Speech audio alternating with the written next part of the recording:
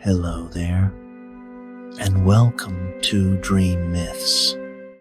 Tonight, we embark on a journey that will take us deep into the emerald heart of ancient Ireland, a place where myths are not merely told, but live on in the very fabric of the land itself. This is not a simple tour. It is a pilgrimage into the soul of a country, where sagas are woven from the breath of the wind, the whispers of cold streams, and the echoes of ancient stones. This saga, born from the earth of Ireland, is a mythological tapestry embroidered with the threads of mysterious races, bitter curses, and divine contests.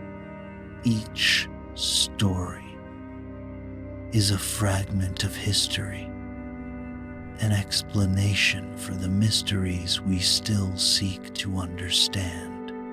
Much like the megalithic stones of Newgrange, each tale carries the weight of the past, a silent majesty waiting to be unveiled. If these Irish legends have captivated your spirit, if they have ignited a flame of curiosity for the old ways within you, we invite you to share this journey with us. Please leave a mark, subscribe so you don't miss any of these tales, and if you feel the pull to go deeper into this mythical world, consider supporting us on Patreon. There, we can explore exclusive audio versions, as if we are in a secret chamber with stories meant only for the chosen few. But for now, do not rush. Take a deep breath.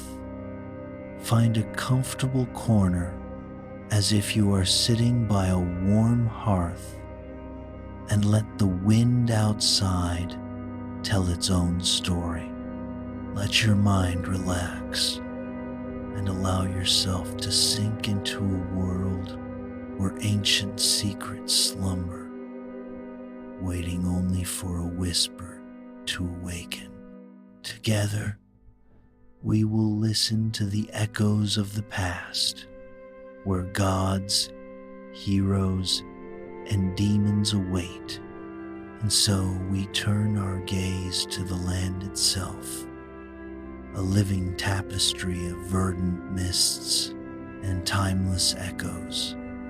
Within the winding valleys of Ireland, where the haunting melodies of ancient harps intertwine with the silent whispers of the green hills, the very ground breathes with a history as old as the stones and as deep as the dark peat bogs that hold secrets for millennia. This is not a passive backdrop for our tales. It is a protagonist in its own right, a silent witness to epochs of glory and despair. In secluded glades, where the gnarled hawthorn stands as a silent sentinel, the remnants of fires long extinguished still pulse with the echoes of forgotten lore.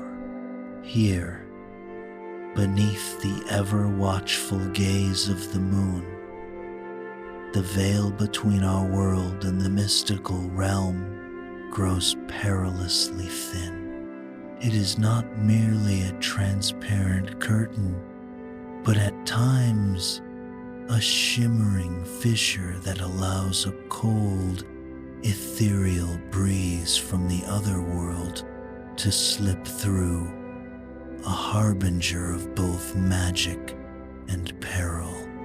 It is a world where the boundary between the mundane and the magical is not a line, but a suggestion one easily ignored by the uninitiated and deliberately crossed by the brave. As twilight descends, draping its shadowy cloak over the emerald landscape, the mystical awakens. Elusive creatures flit through the underbrush, their laughter like the chime of distant bells. Ancient gods, long thought dormant, stir in their slumber and whisper secrets upon the wind.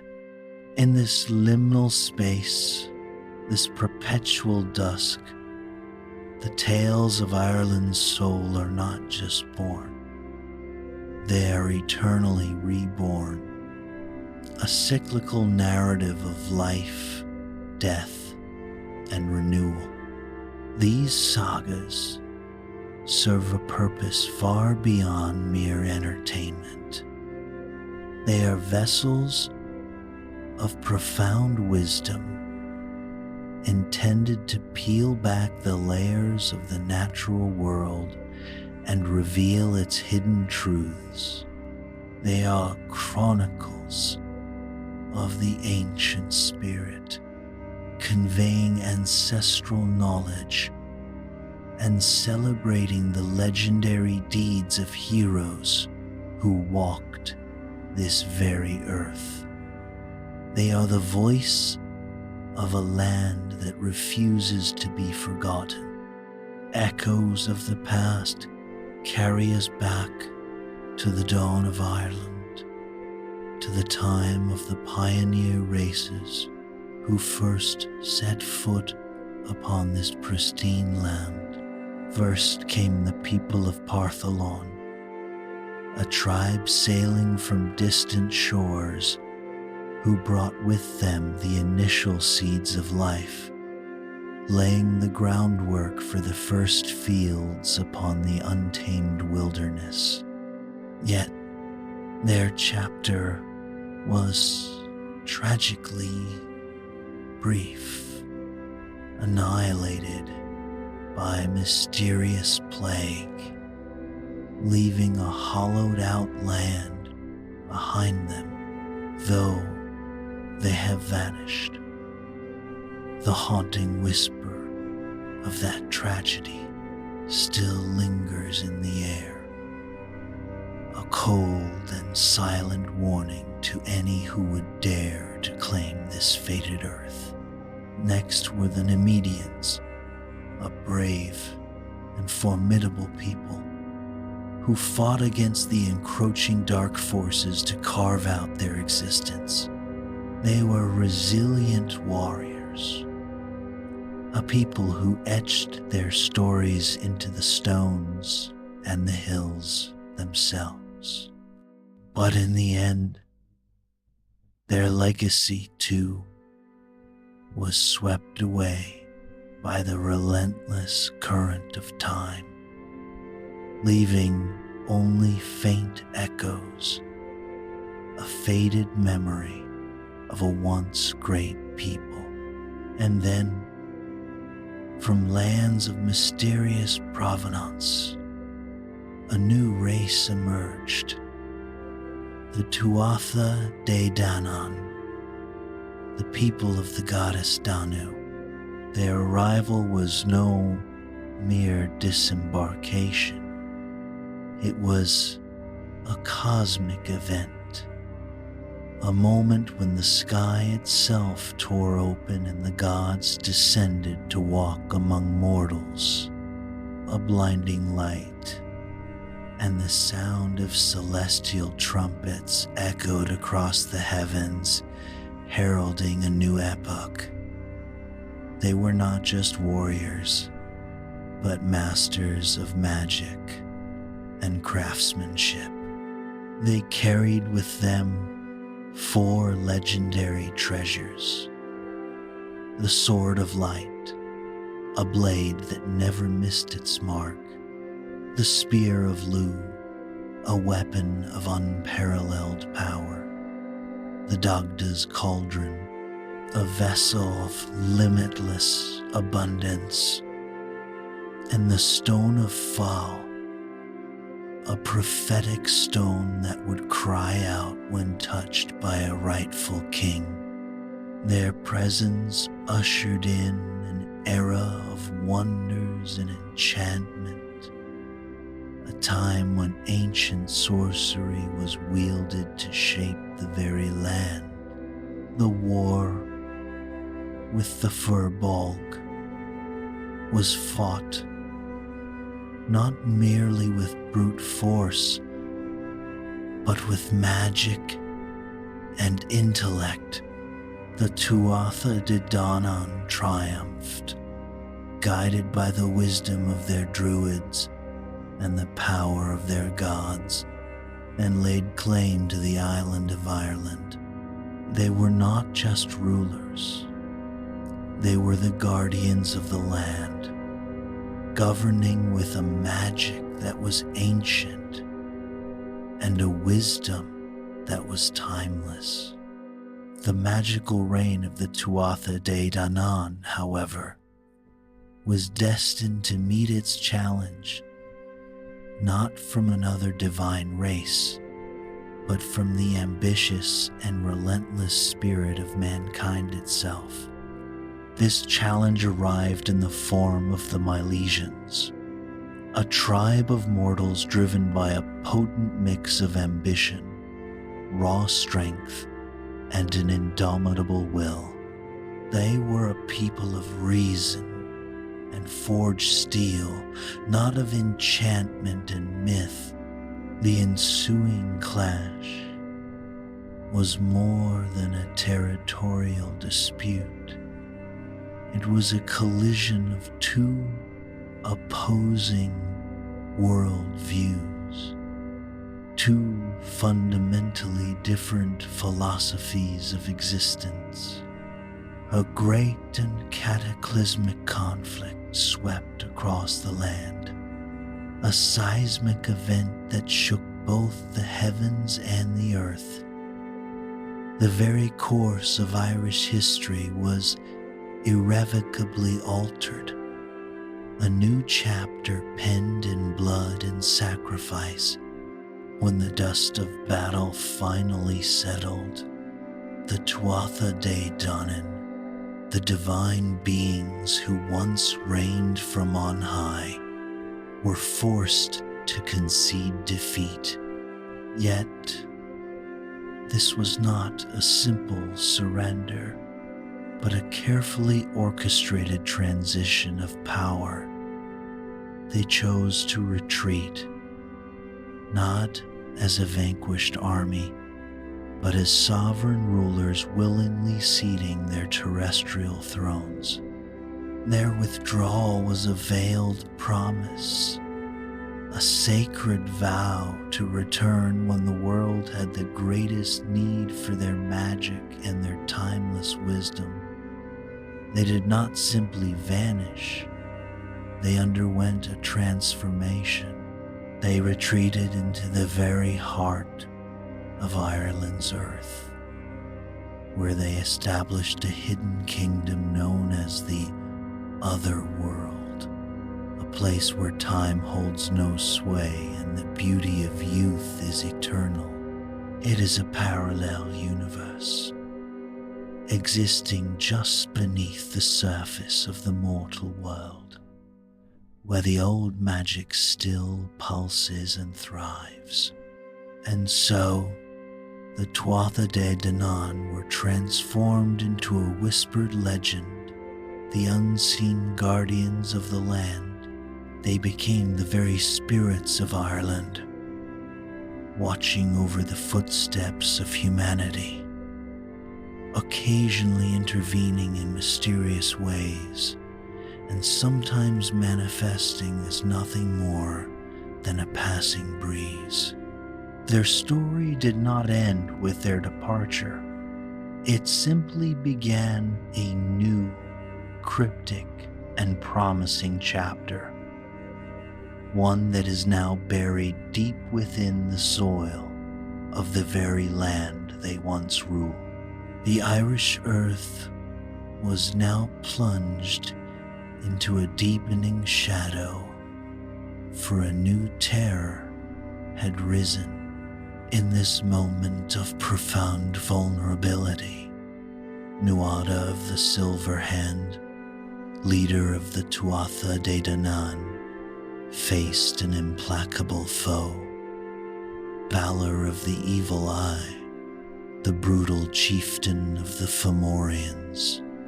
His name was no mere epithet, but a terrifying curse. Balor wielded a lethal gaze that could slay an opponent instantly, and his malevolent presence not only sowed dread in the hearts of the people, but also exposed a terrifying chasm of leadership within the Tuatha Dé Danann. Nuada's perceived impotence in the face of Balor's tyranny created a dangerous power vacuum. Yet, from this despair, a hero was destined to rise. He was Lugh Lámhfhada, whose reputation as a peerless warrior echoed across all the kingdoms. Lugh was more than a mere fighter. He was a deity of both arts and war, a champion who received powerful magical gifts from the sea god, Manannán mac Lir. His treasures included Manannán's white horse, a creature that could traverse both land and sea, a thought-reading boat, an impenetrable suit of armor, and the sword retaliator, a blade that sought to avenge all wrongs. Upon his arrival at Uisneach Hill, the Sacred Heart of Ireland, Lugh confronted King Nuada not as a foe, but as a righteous fury. He challenged the king's inaction, questioning why the people should be forced to bow before the Fomorian tax collectors. Lugh, standing alone, single-handedly dispatched these collectors and sent a stark warning to Balor, signaling that an age of defiance had begun. Lugh's arrival ignited a fighting spirit in the nation. He prepared for a war of vengeance against Balor, assembling the strongest warriors, forging new weapons, and amassing a formidable fleet. His own father, Cian, and two of his uncles joined the ranks, ready to sacrifice everything for Ireland's freedom. But even in this moment of unity, tragedy struck. An ancient feud simmered between Cian and the sons of Tuireann. To avoid a confrontation, Cian used his magic staff to transform into a wild boar. Tuireann's eldest son, Brian, recognizing the subterfuge, transformed his two brothers into hunting hounds to chase the boar. They cornered Cian, who, mortally wounded, reverted to his human form. In a cold and heinous act, the sons of Tuireann killed Cian by stoning him to death, then buried him in an unmarked grave. They believed this crime would be forever buried with the man himself, but they failed to account for the land as a witness. Despite this personal tragedy, the war with the Fomorians raged on, and Lugh's strategy led to a triumphant victory, forcing Balor and the remaining survivors to retreat. But even in this triumph, a shadow of personal grief had been cast over his victory, a grief he had yet to discover. As the celebrations for the great victory at Mag Tuireann began, the name of Lugh Lámhfhada was sung by every voice, his valor etched into the hearts of the Tuatha Dé Danann. He was their hero, the radiant champion who had delivered them from Balor's tyranny. As a testament to his triumphs, he was presented with spoils of war, including a golden war chariot fit for a king.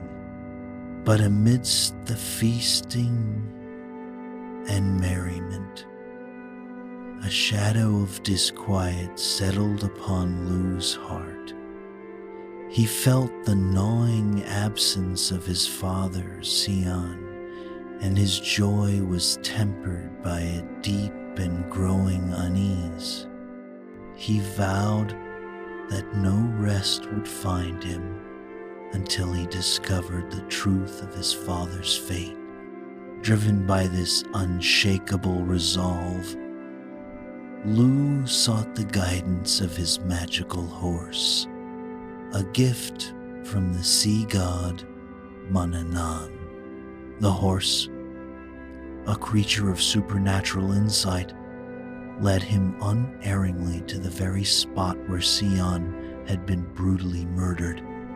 There, the earth itself seemed to mourn, the stones silent witnesses to the heinous crime wept with the sorrowful dew and whispered the grim tale of the betrayal. It was not a mortal who spoke the truth, but the very essence of the land, a cold and irrefutable accusation from the stones that held the memory of Tuireann's last moments. With the truth laid bare, a burning oath of vengeance was forged in Lugh's soul. He returned to Tara, the seat of the High Kings, his face a mask of solemn fury. As the victory feast reached its height, he posed a question to the assembled court, his voice cutting through the revelry. "What punishment," he demanded, "is due for one who has murdered a kinsman?"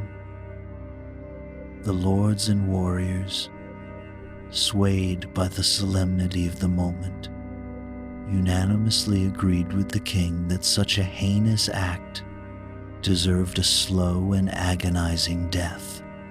Yet, Lugh's justice was not so simple. He declared that he had no desire to spill the blood of his own people and would instead demand a recompense of a different kind, a fine so great, a penalty so impossible that it would test the very limits of endurance. The sons of Tuireann, their faces pale with terror, realized they had been exposed. With the weight of guilt upon their shoulders, they bowed their heads and in the presence of the court confessed their crime. Lugh had his justice, but it was a vengeance more subtle and more profound than a swift and simple death. The punishment that Lugh Lámhfhada meted out to the sons of Tuireann was no simple death sentence. It was a punishment of a far more sinister and soul-crushing kind. It was a penance so profound and so impossibly vast that it was less a fine for their crime and more a meticulously crafted curse in disguise, a slow-burning trial by fire that would consume them utterly. Lugh demanded from them a list of items so mythical and so fraught with peril that each one was a saga in itself, a challenge designed not to be completed, but to break the very spirits of the men who had betrayed his father. This inventory of impossibilities included the apples of Hesperides. Sourced from a garden in the Eastern world, these were not ordinary fruit, but golden spheres of radiant light, imbued with the power to heal all wounds and sickness. They were guarded by a dragon, and their very existence was a secret kept from mortal men. To seek them was to venture into a land of myth and magic where the natural order held no sway. The pigskin of the King of Greece, a prized and potent artifact. This hide possessed the same miraculous healing properties as the golden apples. It was a possession more valuable than any treasure, and its theft would be seen as an act of war against a mighty king. The venomous spear of the King of Persia, Persia, a weapon of such insatiable bloodlust that its tip had to be perpetually submerged in a cauldron of ice-cold water. Its heat was so intense, it threatened to melt the city in which it was stored.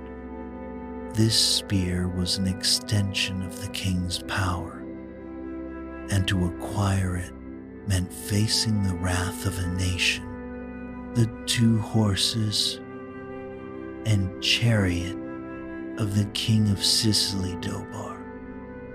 These were no mere steeds, but creatures of divine lineage, capable of traveling over both the turbulent sea and the solid land. Their beauty and power were legendary, and their capture would be a feat of unparalleled cunning and strength. The 7 swine of King Assal, king of the Golden Pillars. These pigs were enchanted. They could be slaughtered each night for a feast, only to be resurrected by morning, a perpetual source of sustenance. Anyone who ate their meat was protected from disease for life. They were the very heart of the king's abundance.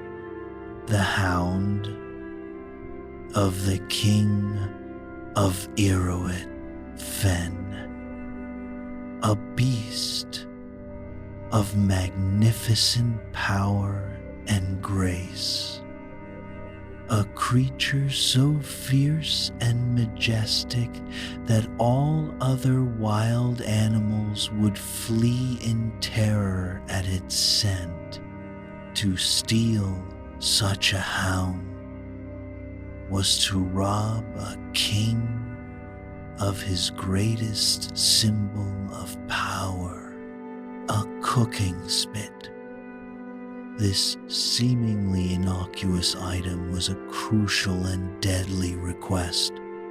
It was a magical artifact kept in the kitchen of the fairy women on the island of Ines Fionshare, a place so treacherous that no mortal man had ever returned from its shores.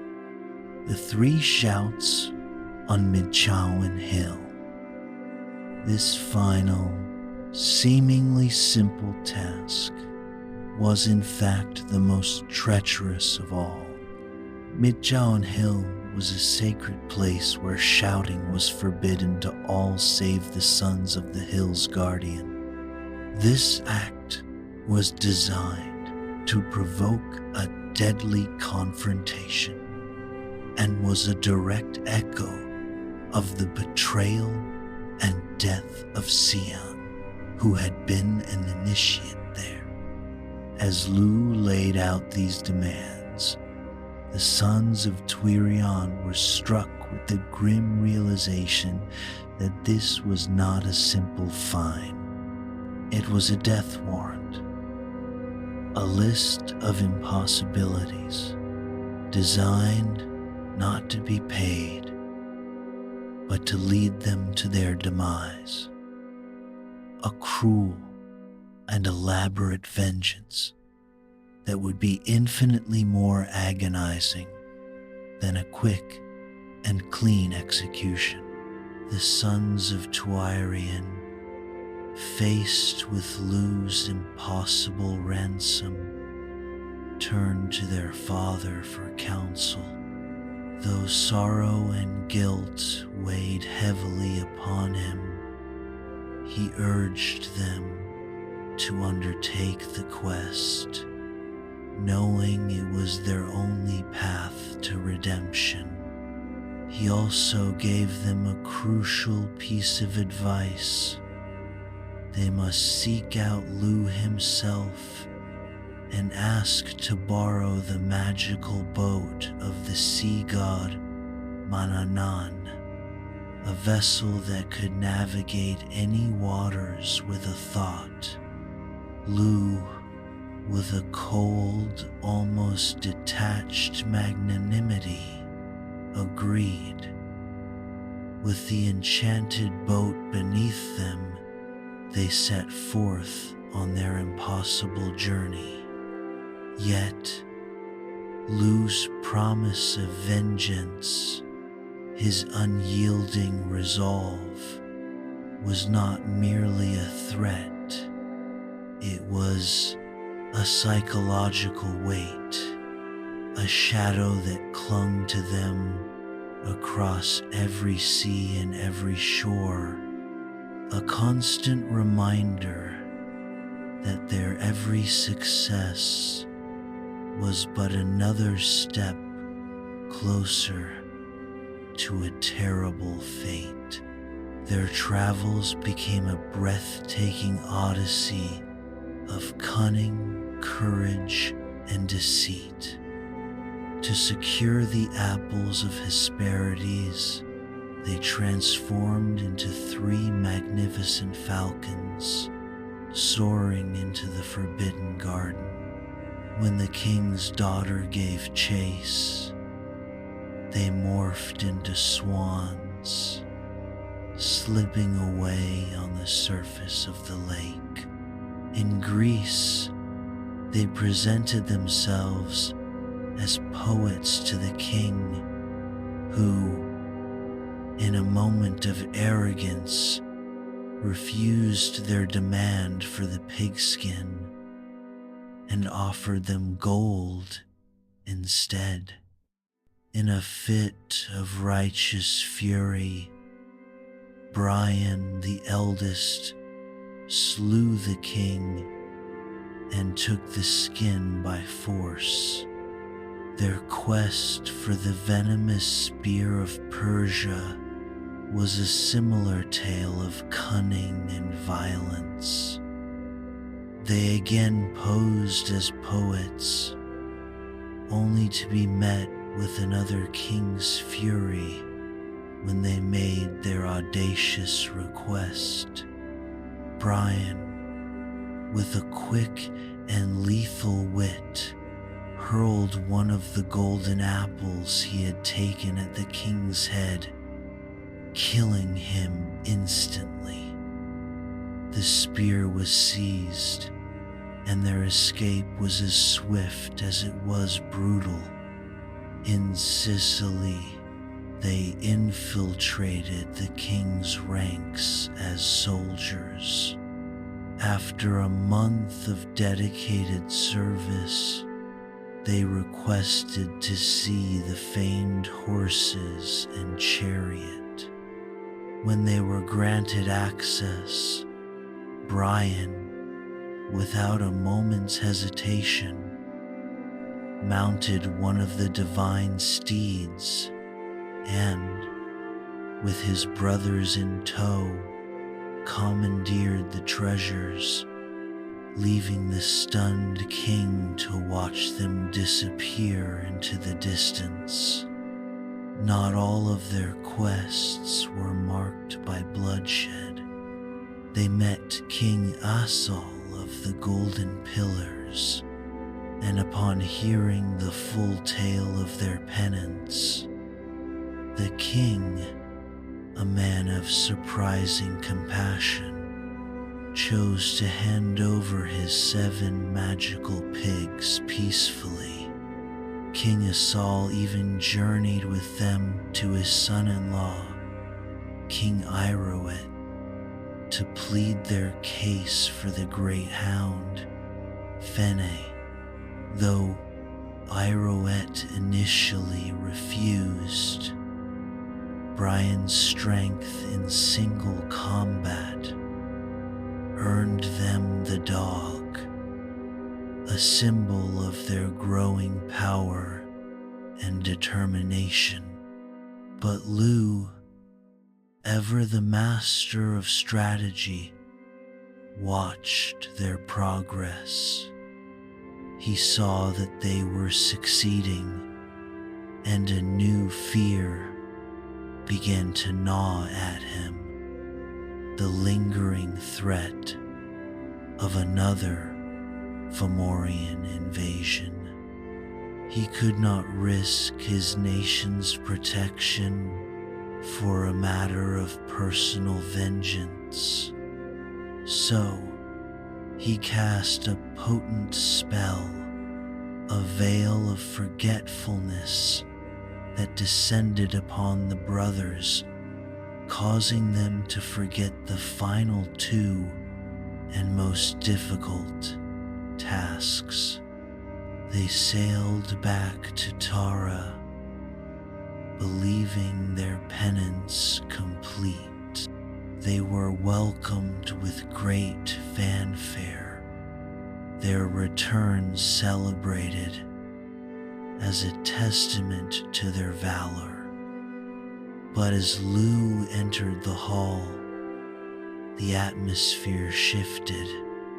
Their triumph, their brief moment of respite, was revealed to be a cruel play orchestrated by Lugh. He announced to the stunned court that they had failed, that the ransom was not fully paid, and that they were missing the cooking spit and the 3 shouts on Mid-Chowan Hill. Their joyous homecoming was transformed into a descent into a cold, crushing despair.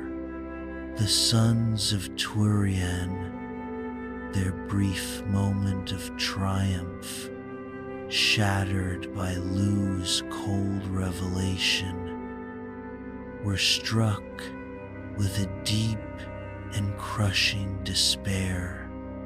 The realization of his elaborate and calculated betrayal settled upon them like a shroud.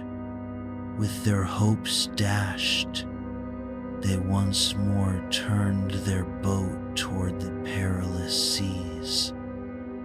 Their quest now a desperate final race against time, and a vengeance they could no longer outrun.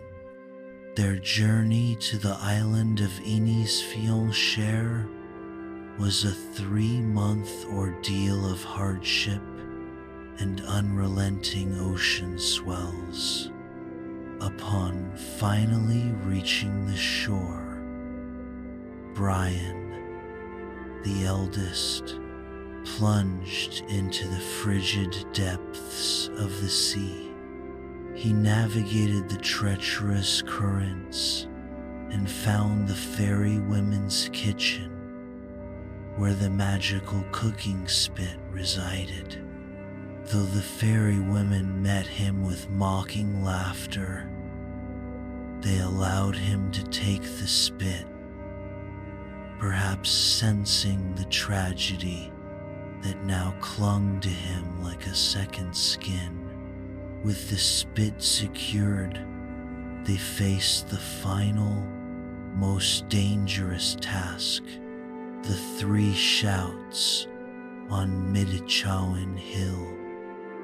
This act, forbidden to all but the guardian's kin, was a direct provocation. They arrived at the hill, their bodies weary but their resolve grim. The guardian, Mythology himself, emerged to challenge them, and Brian, with the last reserves of his strength, struck him down in single combat. But their victory was short-lived, for Mythology's 3 sons appeared, their fury and unholy fire. A bloody and brutal battle ensued. The sons of Tuireann fought with a desperate ferocity, but in the end, they were all mortally wounded, their bodies broken and their strength failing. In a last, desperate plea, Brian gave the spit to his father, Tuireann, and begged him to take it to Lugh to show him their completion of the tasks and to plead for the healing pigskin to save their lives. Tuireann, heartbroken and frantic, carried the item to Lugh and made his impassioned plea. But Lugh's response was a chilling masterpiece of cruelty. He refused. With a voice devoid of mercy, he declared that he would sooner give Tuireann a treasure of gold than spare the lives of his sons. This was not a rash act of anger, but a cold, calculated vengeance, an explosion of long-suppressed pain, finally given full rein. He had his justice, and he delivered his final sentence: "Let them die in their glory." Tuireann returned to his sons, carrying not salvation, but the grim news of Lugh's rejection. The finality of their fate, the utter hopelessness of their situation, was a burden too heavy to bear. They died of their wounds, their spirits broken by grief and despair. Tuireann, his heart utterly shattered, collapsed upon their lifeless forms, and his own life gave out. The death of the sons of Tuireann and their father became one of the 3 sorrows of storytelling, a tale that ends not with a flourish, but with a haunting silence, where justice itself becomes a brutal and heartless thing, and no one, not even the victor, is truly a winner. The final, decisive clash of the Tuatha Dé Danann was not with the monstrous Fomorians, but with the mortal Milesians, a race of iron and ambition. At the legendary Battle of Mag Tuireann, the Age of Gods walking openly upon the earth came to a brutal and definitive end. Though the divine Tuatha Dé Danann fought with all the fury of their magic, the sheer numbers and unyielding spirit of the Milesian invaders proved overwhelming. The defeat was not just a loss of territory, it was the symbolic passing of a torch, a transition from a mythological epoch to an age of man. Following their defeat, a solemn pact was forged that would forever divide the world of Ireland. The Milesians, as the victors, were granted dominion over the surface world, the green hills and sunlit valleys.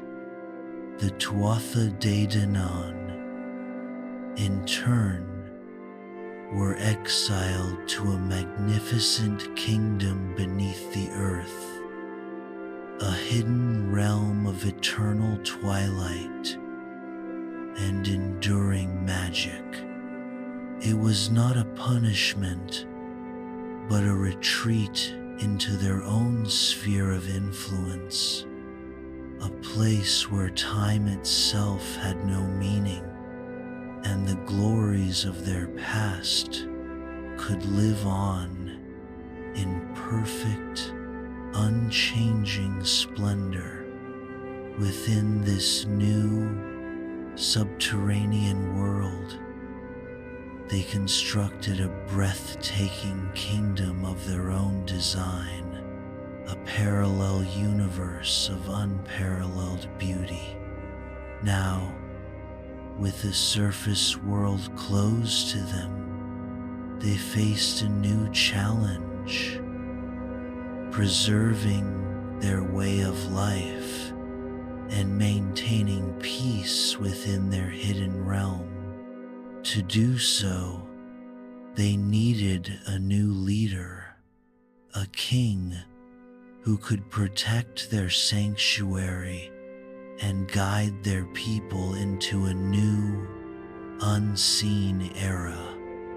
The choice of a new ruler was not without its own political drama. Two powerful contenders emerged for the throne.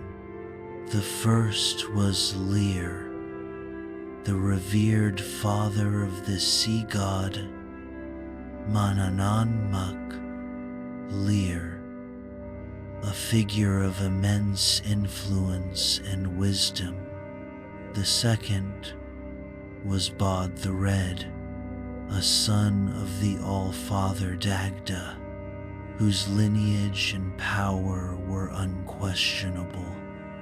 The debate was fierce, the allegiances deeply felt.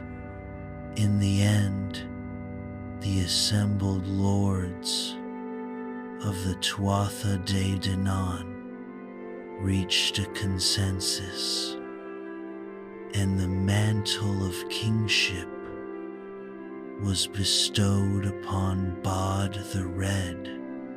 His reign would mark the beginning of this new chapter for the displaced gods, a period of quiet majesty and forgotten glory, hidden from the eyes of the mortal world above. Lear, a chieftain of immense nobility, felt a profound and stinging indignity. He believed the kingship was his by right, and the council's decision to name Bod the Red as ruler was a slight that wounded his pride deeply. He refused to acknowledge Bod's reign, an act of defiance that threatened to ignite a civil war within the newly established subterranean kingdom. But Bod the Red, a king of great compassion and a desire for reconciliation, would not allow this rift to widen. After the passing of Lear's wife, Bod extended an invitation to his court, an offer of solace disguised as a political overture. Bod offered one of his 3 beautiful foster daughters to Lear, hoping to soothe his grief and heal the bitter scars of the past. Moved by Bod's kindness, Lear accepted and chose Abe, the eldest and most renowned for her wisdom and gentle heart. She was a woman who was seen as capable of bringing warmth back to Lear's lonely heart. Lear and Abe had 4 beautiful children, the twins Aodh and Fionnuala, and the twins Fiachra and Khan. The 4 children were the joy and light of Lear's life, his entire world. But tragedy, a recurring shadow in the lives of the gods, struck again when Abe died after giving birth to the 2nd set of twins. Lear's heart was broken once more. Bod the Red, in his relentless pursuit of peace, again sought to comfort Lear by offering him Abe's sister, Ife, in marriage. A wife, at first, cherished her stepchildren, caring for them as if they were her own. But as time went on, a terrible poison began to infect her soul. She saw the boundless devotion and love that Lear had for his children, and a dark, insidious jealousy began to take root in her heart. This jealousy was not a fleeting emotion. It was a corrosive toxin that slowly ate away at Ife's spirit, twisting her initial affection into a cold and ruthless hatred, like a hellfire burning in her soul. The jealousy consumed her, compelling her to hatch a wicked and treacherous plan to destroy Lear's children. Her scheme was not merely to remove them, but to annihilate the last vestiges of happiness and hope that Lear held dear. A malevolent act born from a profound and all-consuming envy.